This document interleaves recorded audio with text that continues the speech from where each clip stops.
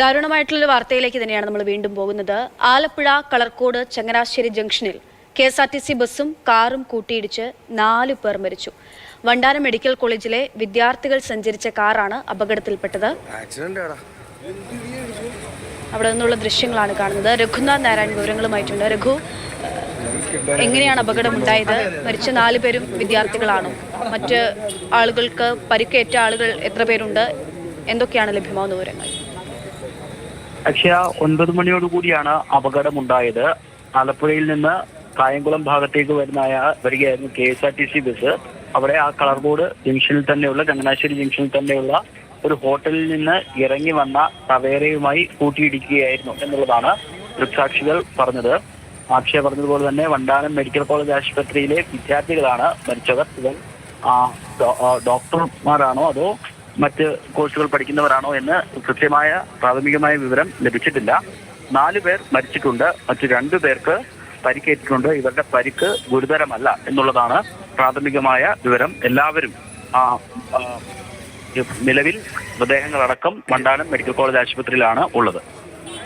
രഘു, ദൃശ്യങ്ങളിൽ നിന്ന് ടവേര കാണുമ്പോൾ അതിന്റെ മുൻഭാഗം അത് പൂർണ്ണമായും തകർന്നു പോയിട്ടുണ്ട്.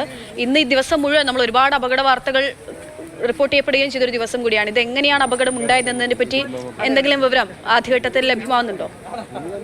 പക്ഷേ ആലപ്പുഴയിൽ തന്നെ ഇത് 2ാമത്തെ അപകടമാണ്. ഇന്ന് ഉച്ചയോടുകൂടി ചേർത്തല ദേശീയപാതയിൽ തന്നെ ചേർത്തല ഉണ്ടായ അപകടത്തിൽ ബൈക്ക് യാത്രക്കാരി മരിച്ചിരുന്നു. ഇവിടെ ഈ അക്ഷയ പറഞ്ഞതുപോലെ ഈ ടവേര ഈ ബസ് സ്വാഭാവികമായി തന്നെ ആലപ്പുഴയിൽ നിന്ന് കൊല്ലം ഭാഗത്തേക്ക് വരുന്ന കുറച്ചൊരു നേരെയുള്ള സ്ട്രെയിറ്റ് ആയിട്ടുള്ള റോഡുള്ള സ്ഥലമാണ് ഈ ചങ്ങനാശ്ശേരി ജംഗ്ഷൻ എന്നൊക്കെ പറയുന്നത്. സ്വാഭാവികമായിട്ട് തന്നെ രാത്രി ആയതുകൊണ്ട് തന്നെ KSRTC ബസ് അത്യാവശ്യം വേഗത്തിലാകാനാണ് സാധ്യത കൂടുതൽ. എന്ന് മാത്രമല്ല, വളരെ വേഗതയിൽ ഈ കാറ് ഹോട്ടലിൽ നിന്ന് വരികയും ചെയ്തതോടുകൂടി ഈ KSRTC ബസ്സിന് സഡൻ ബ്രേക്ക് ഇട്ട് നിർത്താൻ പറ്റാത്തൊരവസ്ഥയായിരുന്നു എന്നുള്ളതാണ് മനസ്സിലാക്കുന്നത്. ഒരാൾ സംഭവ സ്ഥലത്ത് തന്നെ വെച്ച് മരിച്ചു. മറ്റ് ഗുരുതരമായി 3 പേർക്ക് പരിക്കേറ്റിരുന്നു. അവരെ വേഗത്തിൽ തന്നെ ആംബുലൻസിൽ വണ്ടാനം മെഡിക്കൽ കോളേജ് ആശുപത്രിയിലേക്ക് കൊണ്ടുപോയെങ്കിലും ജീവൻ രക്ഷിക്കാനായില്ല. മറ്റു 2 പേർക്ക് കൂടി പരിക്കേറ്റിട്ടുണ്ട്. ഇവരുടെ നില അത്ര മോശമല്ല. ഈ വിദ്യാർത്ഥികളുടെ പേരോ മറ്റു വിവരങ്ങളോ ലഭ്യമായിട്ടില്ല. കാരണം എല്ലാവരും ഈ കുട്ടികളെ ആശുപത്രിയിലേക്ക് കൊണ്ടുപോകുന്ന തിരക്കിലായതുകൊണ്ട് മറ്റു വിവരങ്ങളൊന്നും ഇതുവരെ ശേഖരിക്കാൻ വേണ്ടി സാധിച്ചിട്ടില്ല. അല്പസമയത്തിനകം സംബന്ധിച്ച് വിശദാംശങ്ങൾ ലഭിക്കും. നാടെങ്ങും മഴയാണ്. രഘു, ഈ അപകടം ഉണ്ടായ സമയത്തും അവിടെ നല്ല മഴ പെയ്യുകയായിരുന്നു. ആളുകളെ വാഹനത്തിൽ നിന്ന് പുറത്തേക്ക് എടുക്കാനൊക്കെ അധികം സമയം വേണ്ടി വന്നോ? പെട്ടെന്ന് രക്ഷാപ്രവർത്തനം നടന്നിരുന്നോ? അങ്ങനെയുള്ള വിവരങ്ങൾ കൂടി നൽകാമോ? ആലപ്പുഴ നഗരത്തിൽ നിന്ന് വെളിപ്പാടകരെ ഒരു മുനിസിപ്പാലിറ്റി പരിധിയിൽ തന്നെയാണ് അപകടം ഉണ്ടായത്. ഫയർഫോഴ്സിന്റെയും പോലീസ് സ്റ്റേഷനും ഒക്കെ അടുത്ത് തന്നെയുള്ള സ്ഥലമാണ്. അതുകൊണ്ട് തന്നെ വേഗത്തിൽ തന്നെ നാട്ടുകാർ തന്നെ ആദ്യം തന്നെ രക്ഷാപ്രവർത്തനം ആരംഭിക്കുകയും വേഗത്തിൽ തന്നെ ഇവരെ ആശുപത്രിയിലേക്ക് മാറ്റുകയുമാണ് ചെയ്തത്. മഴ രക്ഷാപ്രവർത്തനത്തെ ഒന്നും ബാധിച്ചിട്ടില്ല.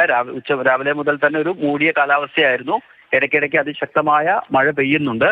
ഈ അപകടം ഉണ്ടായ സമയത്തും നേരിയ തോതിൽ മഴയുണ്ടായിരുന്നു. ആ മഴയാണ് അപകട കാരണം എന്ന് നമുക്ക് ഈ ഘട്ടത്തിൽ പറയാൻ വേണ്ടി സാധിക്കില്ല.